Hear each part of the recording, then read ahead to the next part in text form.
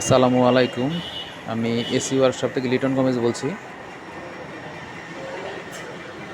একটা কাস্টমারের এসি আসছে, সিরিয়াল কাস্টমার নেম এবং সিরিয়াল কমপ্লেন নাম্বার, এসিটির আউটডোরের সিরিয়াল নাম্বার,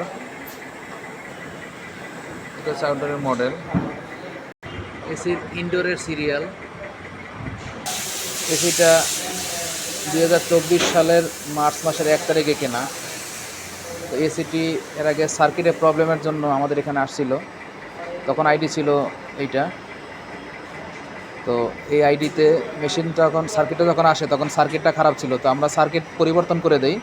তো সার্কিট পরিবর্তন করে দেওয়ার পরে আমাদের লোক যে যায় সে কম্প্রেসার চেক না করেই সে সার্কিটটা লাগায় এবং লাগানোর সাথে সাথেই ব্রেকার পড়ে যায়। তো ব্রেকার পড়ে যায়, প্লাস এই আউটডোরে যে পিসিবি, নতুন পিসিবিটা নষ্ট হয়ে গিয়েছে। এখন আবার নতুন করে নতুন সার্কিট দিতে হবে, এটা রিপেয়ার করা যাবে না।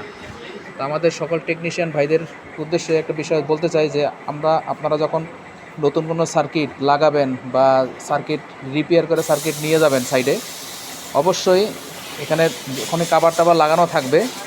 তো কাভার লাগানো থাকে অবস্থাতেই আপনারা চেক করতে পারবেন। যখন এইখান থেকে খুললে এই সার্কিটের ভিতর থেকে কম্প্রেসরের তারটা খুলে এইখানে যদি আমি মিটার দ্বারা যদি চেক করি যে আমার কম্প্রেসরটা ভালো আছে না বডি আছে না কোনো সমস্যা আছে কি না, আমরা কিন্তু চেক করতে পারি। সে চেক করে যদি আমরা সার্কিটটা স্থাপন করি, সেই ক্ষেত্রে আমাদের এই সার্কিটজনিত সমস্যাগুলো হবে না। তো দয়া করে কর্তৃপক্ষের দৃষ্টি আকর্ষণ করছি বিষয়টা দেখার জন্য, এবং আমাদের সকল যারা টেকনিশিয়ান ভাইরা আছে বিষয়টা দেখবেন। আসসালামু আলাইকুম।